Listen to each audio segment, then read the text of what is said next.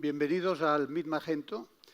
Voy a hacer una presentación un poco rara porque lo que voy a hacer es explicaros un poco qué he hecho en los últimos años, de dónde vengo y qué es lo que ha pasado en el mundo de la tecnología en los últimos 30 años. Y luego os voy a hablar también de cómo veo yo qué es lo que va a pasar en los próximos 4 o 5 años debido a una serie, otra vez, de novedades tecnológicas que todavía son poco conocidas, pero que realmente van a hacer que cambien muchas cosas. Dejadme que vuelva y os explique un poco. Vamos a ver.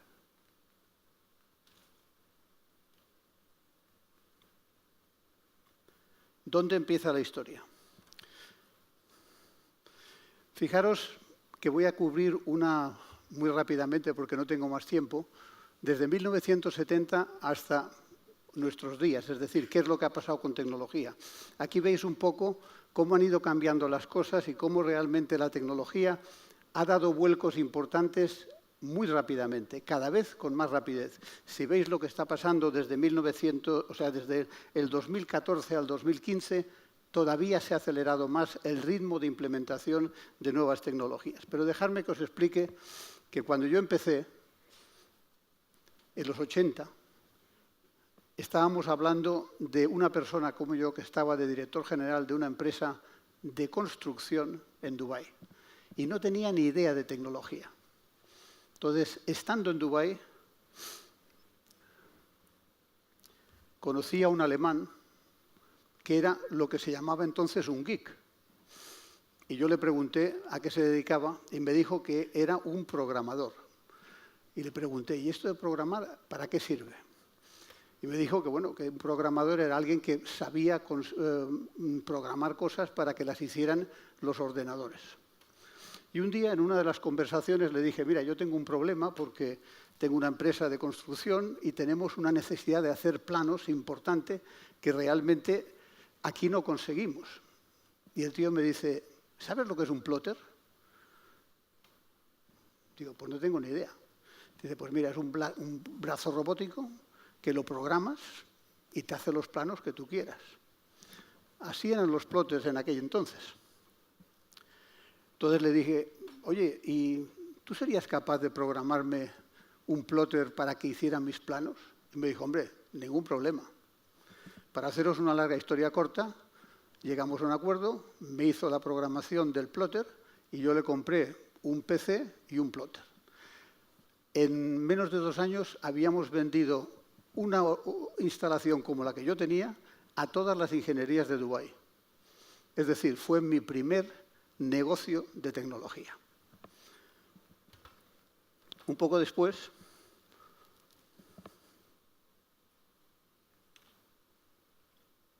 con el mismo alemán programador, estoy en una cena y en esa cena hay uno de los directivos de Etisalat, que es la telefónica de Dubái, y me dice que tienen un problema gravísimo con sus clientes porque los nuevos sistemas de telecomunicaciones sacan un montón de información, pero no saben qué hacer con ella porque son kilómetros y kilómetros de información y no le pueden dar ninguna información al cliente. Veo una oportunidad, hablo otra vez con mi amigo y le digo, oye, ¿se podría hacer algo? Y me dice, hombre, por supuesto, yo puedo hacer un programa que chupe todo lo que sale de estos sistemas de comunicación que producen una información en tiempo real y yo lo puedo organizar para que tú tengas una serie de paneles para dar información a tus clientes. Digo, bueno, pues eso está muy bien. Llegamos a un acuerdo, montamos una empresa conjunta y le vendimos a Etisalat el primer sistema de reporting del mundo, hecho en Dubái. Fijaros qué cosa más curiosa, ¿eh? Es curioso también porque otra de las cosas que aprendí entonces es que más vale llegar a tiempo que rondar un año. Es decir, en aquel entonces lo que yo hice fue interesante y ahora os contaré cómo derivó, pero hoy en día hay empresas especializadas, así como Magento es una gran empresa en el entorno del comercio electrónico, hay empresas especializadas en hacer telephone reporting systems que facturan 500 millones y que realmente son unas derivadas de aquello que hicimos nosotros, que era una cosa muy pequeñita y que ahora es muy sofisticada porque es en tiempo real, está en la nube, requiere un montón de sistemas, etc. Pero todo eso salió de realmente ver oportunidad de negocio. Entonces, el primer consejo que os quiero dar es que miréis alrededor y veáis todos los fallos que hay, porque cada fallo, cada necesidad es una oportunidad de negocio.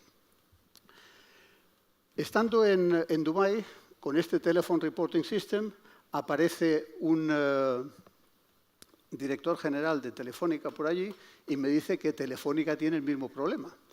Con lo cual, llego a un acuerdo con él, me vengo a España como director de marketing de Telefónica Sistemas y proveedor de Telefónica de TRS, que era el sistema, el Telephone Reporting Systems. Y eso ya es la época en la que empiezo a tomar mucho más interés por la tecnología.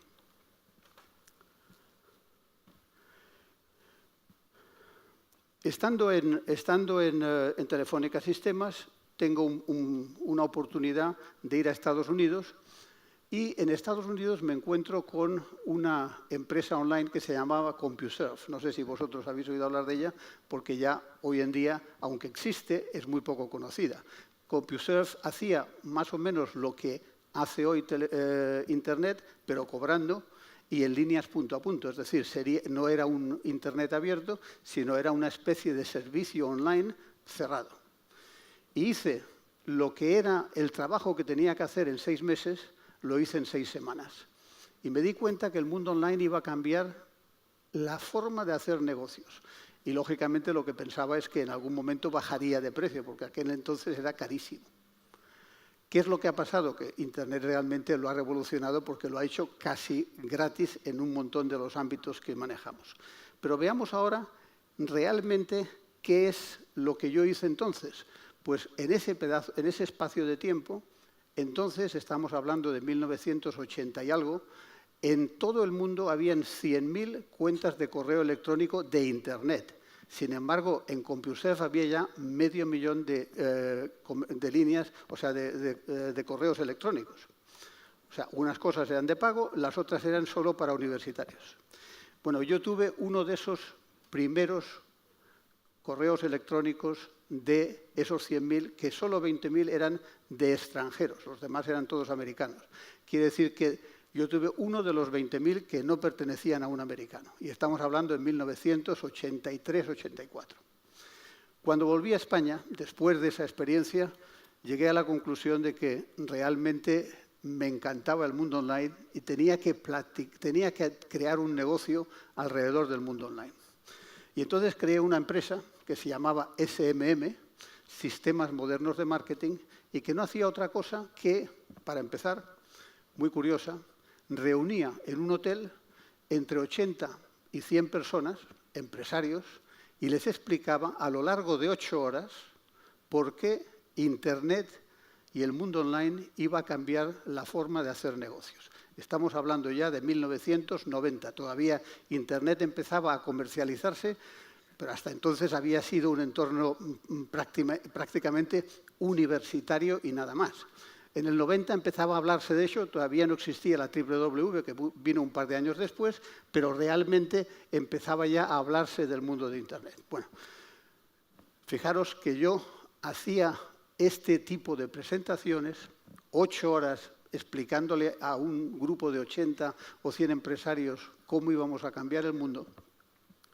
Y estamos hablando de que les cobraba 30.000 pesetas de entonces, cada uno pagaba, estaba 8 horas y discutíamos qué es lo que iba a pasar con el mundo online. Lo que es muy interesante de esa experiencia es que yo probablemente hice el primer gran esfuerzo de marketing online que hubo en España. ¿Sabéis cómo hacía yo el marketing? Por Telex. ¿Sabéis lo que es un Telex? ¿Quién de vosotros ha usado un Telex? Ninguno, pocos. No veo ninguno.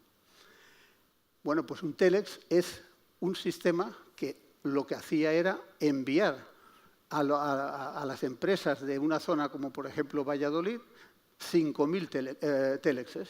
Y de ahí conseguía 80 o 100 clientes que venían a un evento como este y durante 8 horas les explicaba por qué el mundo online iba a cambiar los modelos de negocio de forma intensa.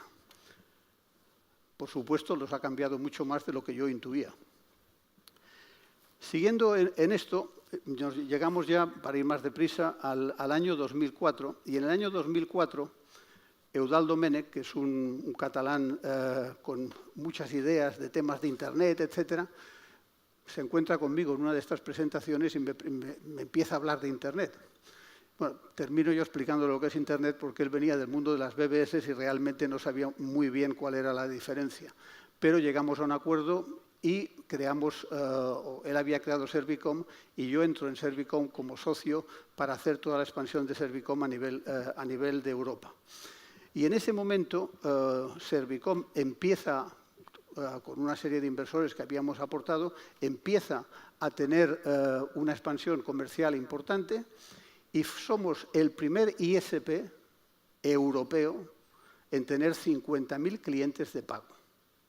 O sea, en aquel entonces, estamos hablando ya que había surgido la WWW y empezaba la gente a querer tener acceso a Internet. Luego, entonces, los grandes negocios de Internet eran proveer de acceso a la gente que quería acceder a Internet. ¿De acuerdo? Estamos hablando del 2004. Una cosa muy interesante de esta época es que España tuvo una ruptura curiosa, que fue un invento de Telefónica, que consiguió que hubiera un montón de gente que realmente tuviera una plataforma que permitiera acceder a Internet con una especie de macro ISP que hicieron privado para conseguir dar acceso de Internet prácticamente a todo el mundo. Curiosamente, lo que pasó es que España tenía a finales del 2005 algo así como 700 ISPs, cuando en toda Europa no había más que 300. Quiere decir que España tuvo un momento dulce en el 2005-2006, donde un montón de gente aprendió qué era el mundo de Internet, las oportunidades que había, primero proveyendo de acceso y luego empezando a pensar en cosas como comercio electrónico, etc. Estando en Servicom, me voy a ver al Corte Inglés y les hablo de comercio electrónico. Estamos hablando del 2004. Voy a verles, les hago una presentación y el señor que estaba allí, que todavía sigue, es uno de los directores generales del Corte Inglés, me dice, pues mira, esto que nos cuentas parece muy interesante, pero realmente no lo tenemos todavía en nuestro roadmap. Pero hay una persona aquí que está en mi departamento, que es un chico joven que ha entrado muy tecnólogo, muy interesado en temas de Internet, ¿por qué no hablas con él? Total, que para haceros una idea, o sea, una experiencia más corta, lo que hicimos fue hablar con él y venderle la idea de montarles nosotros gratis un comercio electrónico. Entonces le montamos la primera tienda de comercio electrónico que tuvo el Corte Inglés, se la montamos nosotros, con un acuerdo, y es que nos pagaban comisión. Es decir, nosotros nos gastamos algo así, recuerdo, casi 45 millones de pesetas de entonces, que son hoy aproximadamente 300.000 euros, y ellos lo único que nos pagaban era un 20% sobre las ventas. El primer año vendimos, me lo acuerdo perfectamente, 135.000 euros, perdón, pesetas, 135.000 pesetas. Pero a nosotros nos permitió decir que la primera tienda que se organizó de comercio electrónico en España y en el Corte Inglés la habíamos montado nosotros. Gracias a eso nos expandimos a Holanda y tuvimos, es una historia un poco más larga, luego si hay tiempo os la cuento para pasar a lo que a vosotros os tiene que interesar también, que es un poco qué es lo que pasa con el mundo del futuro.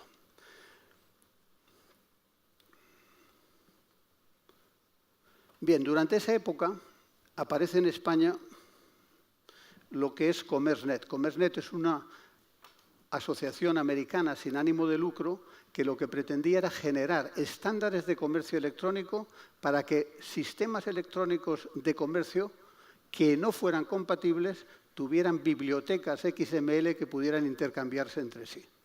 Y yo fui el primer presidente que hubo en España y fui presidente durante los primeros 6 años. Entonces, durante esa época,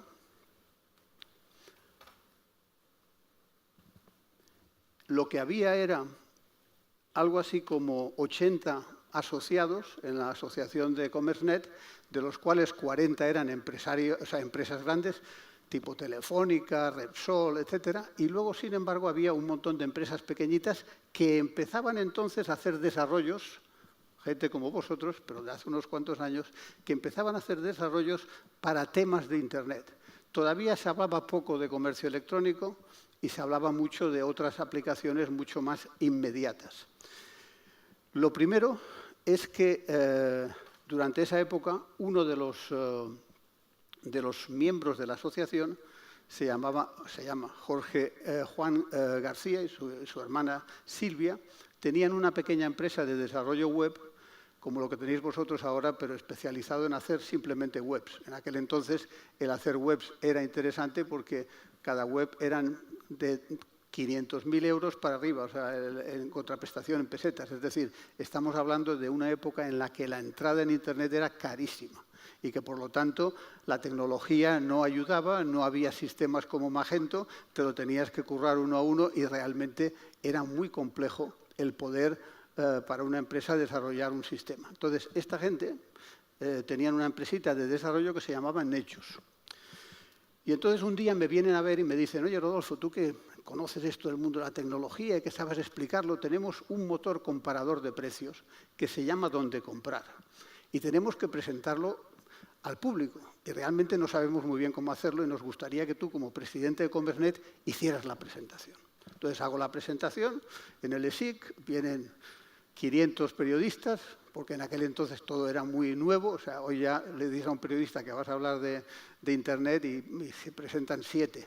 En aquel entonces teníamos 500 periodistas en la sala. Bueno, pues hice la presentación, salió muy bien, la gente se fue entendiendo de una vez que era un motor comparador de precios y al día siguiente me llamaron Silvia y Jorge Juan para invitarme a comer. Me invitaron a comer y me dijeron, mira, Rodolfo, la presentación de ayer fue estupenda y nosotros necesitamos a alguien como tú. Y lo que nos gustaría es proponerte, Silvia y yo tenemos el 50% de la empresa, tú tienes una consultora, lo que te proponemos es que absorbemos tu consultora y tenemos 1/3 cada uno de Nexus. Y lo que vamos a hacer es convertirnos en el Idea Lab español. Idea Lab era una empresa muy conocida entonces en Estados Unidos, hoy sigue existiendo, pero ya no está en la cresta de la ola, que básicamente lo que hacía era coger empresas, lanzarlas, financiarlas y conseguir que valieran mucho dinero. Entonces era lo que ahora se denomina una incubadora, pero una incubadora de primera generación que ha ido evolucionando en el tiempo. Bueno, pues entonces ellos lo que pretendían era crear una copia de Idea Lab y levantar 400 millones de pesetas de entonces y con esos 400 millones de pesetas comprar lo que habían hecho con Dónde Comprar y Sportaria, que fue la primera tienda de comercio electrónico de deportes que hubo en España, donde ellos habían hecho el desarrollo y por el desarrollo se habían quedado con un 5% de la empresa y lo que querían hacer con los 400 millones era comprarles a los socios, darles acciones de la nueva empresa y seguir comprando empresas para crear un Idea Lab español. Bien, haciendo esto llegamos a un acuerdo, somos 1/3 cada uno, empezamos a hacer presentaciones para levantar 400 millones y en una de esas presentaciones aparece un señor que se llama Carlos de Seus y nos dice que le ha encantado nuestra presentación, que ha visto muchas, porque en aquel momento empezaba la gente a pensar mucho en inversiones en Internet, que es lo que le ha parecido más interesante y que quiere entrar con nosotros. Que como él no tiene ninguna empresa que aportar, que le digamos cómo hemos valorado la empresa cada uno de nosotros y que él lo pone en dinero. Nosotros nos quedamos muy sorprendidos porque decía, oye, lo que estamos buscando es un inversor, no un socio. Total, que nos dice, pero la razón de por qué quiero ser socio es porque yo, en vez de levantar 400 millones como queréis vosotros, me comprometo, si me dejáis entrar como socio a la par, pongo el dinero y me comprometo a levantar 10.000 millones de pesetas. 10.000 millones de pesetas son unos 60 millones de euros que hoy en día es dinero, pero os aseguro que 10.000 millones de pesetas en el 98 era muchísimo más. muchísimo más. Bueno, hicimos una serie de indagaciones, vimos que era una persona conocida, que había sido vicepresidente de JP Morgan en Europa y que por lo tanto era un tío que realmente conocía el mundo de las finanzas y que si decía que iba a levantar 10.000 millones, no lo teníamos que creer. Total, que llegamos a un acuerdo y ese fue el inicio de Netjuice. Netjuice se había fundado en el 97, pero se refundó como empresa incubadora de negocios en el 99. En el estadio inicial teníamos un 25% cada uno, pero luego lo que se hizo es unas presentaciones y Carlos de Seus levantó 10.000 millones de pesetas. Es decir, nos vimos de repente con un planteamiento de tener capacidad inversora de 10.000 millones. Empezamos a funcionar y empezamos a invertir en un montón de empresas. En el 2000 se cae el Nasdaq y pasamos de tener la capacidad de levantar el dinero que quisiéramos a que todos los inversores nos dijeran que les habíamos engañado, que les habíamos estafado, que todo era un desastre y que no íbamos a conseguir un duro nunca más. Y desde el 2000 al 2004 íbamos a los consejos de administración para que nos insultaran. Pero mira, en el 2004, una de las 9 inversiones que habíamos hecho, habíamos decidido fusionar dónde comprar con Kelkoo. Y nos habíamos convertido en el principal socio de Kelkoo. En el 2004 vendemos Kelkoo a Yahoo por 600 millones de dólares y los 10.000 millones que habían puesto los inversores se lo devolvemos en 15.000 millones. Somos la primera y única empresa de Internet, incubadora de negocios de aquella época, que no solo devolvió el dinero a los accionistas, sino que consiguió en ese espacio de tiempo un 50%, que no es mucho con lo que se pretende hacer cuando entras en capital riesgo, pero sí en la época en la que fue donde todo el mundo había fracasado.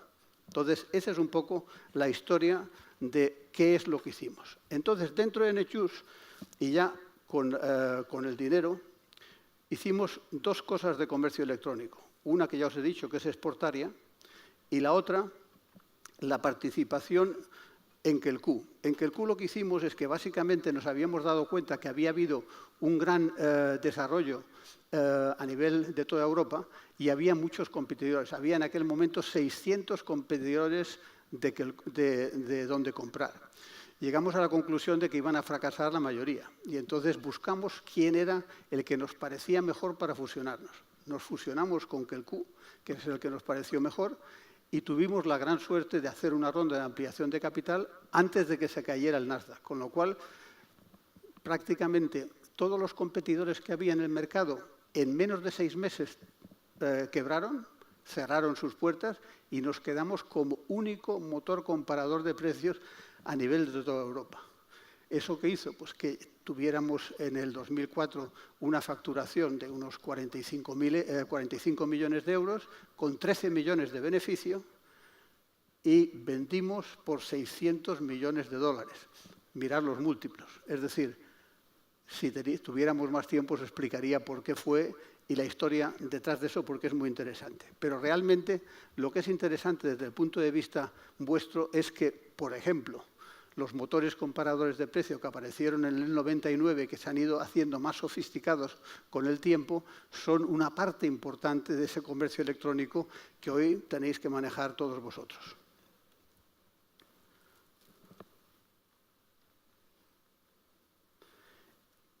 Bien, en el 2004, con el dinero que había ganado después de vender Kelkoo, lo que hago es empezar a invertir como business angel en varias empresas de tecnología. Y en un momento dado me doy cuenta que estoy haciendo más de incubadora que de inversor y consigo que una serie de inversores entren conmigo en DAD y empezamos a hacer lo que es una incubadora 2.0, es decir, ya con un planteamiento distinto al que teníamos en Netjuice. Y es que no teníamos nunca mayoría. Éramos inversores minoritarios. Y en esa época lo que hacemos es invertir en varias empresas. Hoy todavía nos quedan 18 que estamos intentando desinvertir, pero lo que es interesante es que fuimos los primeros inversores en 20 Y desde el punto de vista de lo que a vosotros os interesa, el comercio electrónico, fuimos el lanzador con Gustavo García del proyecto de Bybit. Es decir, Bybit es un proyecto que, comiendo con Gustavo, él acababa de terminar un MBA y me dijo que quería hacer algo de Internet. Yo le dije que estudiara el modelo de Banque Privée en Francia, lo hizo y me llamó a los 3 o 4 días diciendo, oye, ya sé lo que quiero hacer. Voy a hacer en España una empresa que se llama Bybit y que va a hacer lo mismo que hace Banque Privée en Francia. Bueno, pues esa es la empresa que luego nosotros hemos vendido a Amazon y que ha sido la pieza por la cual Amazon ha entrado en España más deprisa que en cualquier otro país de Europa. Es decir, en España tenemos la representación que tenemos hoy de Amazon, entre otras cosas porque nos compró.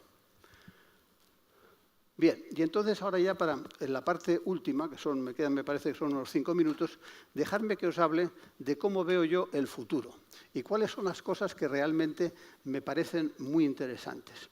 Mira, tengo un amigo que acaba de volver de Corea y ha estado viendo las presentaciones de lo que es el 5G. Y me ha estado explicando el potencial que tiene. ¿Alguno de vosotros ha visto alguna vez una presentación holográfica? ¿Sabéis lo que es un holograma? Un holograma es una representación que lo que hace es básicamente, si yo estoy aquí y quiero al mismo tiempo que esto se transmita en Barcelona, tengo varias formas de hacerlo. Una es un vídeo, una especie de videoconferencia, pero la otra es replicarme a mí como si estuviera presente unitariamente en un escenario en Barcelona. Eso requiere un gran ancho de banda y requiere una gran tecnología detrás. Y, por supuesto, hoy en día para hacerlo es caro porque la capacidad de ancho de banda que tenemos no es lo suficiente para hacerlo de forma barata. Bien, hoy en día estamos en una revolución que vosotros estáis viendo, que es la de los chatbots. Los chatbots están empezando a funcionar como soporte, o sea, como una cadena. Los call centers cada vez son más caros, son más difíciles de gestionar. Estamos intentando, con ideas de inteligencia artificial, ver cómo muchos de los servicios de los call centers los cambias y los sustituyes por chatbots. Bueno, pues una de las primeras cosas que creo que va a pasar es que esos chatbots se van a convertir en hologramas personales. Es decir, tú vas a tener un teléfono con capacidad 5G y vas a poder decir que la empresa que te está dando un servicio te ponga un holograma aquí que va a parecer que esta persona aquí, y ese holograma va a ser o neutro, de alguien no conocido, o va a ser un personaje conocido al que le estás pagando para poder usar su imagen. Es decir, eso es parte de lo que se viene encima. ¿Cuándo vamos a tener el 5G funcionando? Los optimistas dicen que 3 años, los pesimistas que 7. Entre 3 y 7 años vamos a tener un cambio radical. Y ya para terminar, os hago una reflexión final que creo que es muy importante. ¿Qué ha pasado con el WhatsApp? El WhatsApp ha sido una tecnología tan sencilla, tan down to earth, tan interesante para la familia, que las madres, las abuelas de 85 años usan el WhatsApp. Es decir, que gente que nunca había pensado estar en Internet, debido a un medio que se le ha conseguido que sea familiar y que les interesa para usarlo con sus nietos, han entrado en Internet. ¿Qué va a pasar cuando tengamos la holografía realmente al alcance de nuestra mano? Os lo dejo a vuestra imaginación. Muchas gracias.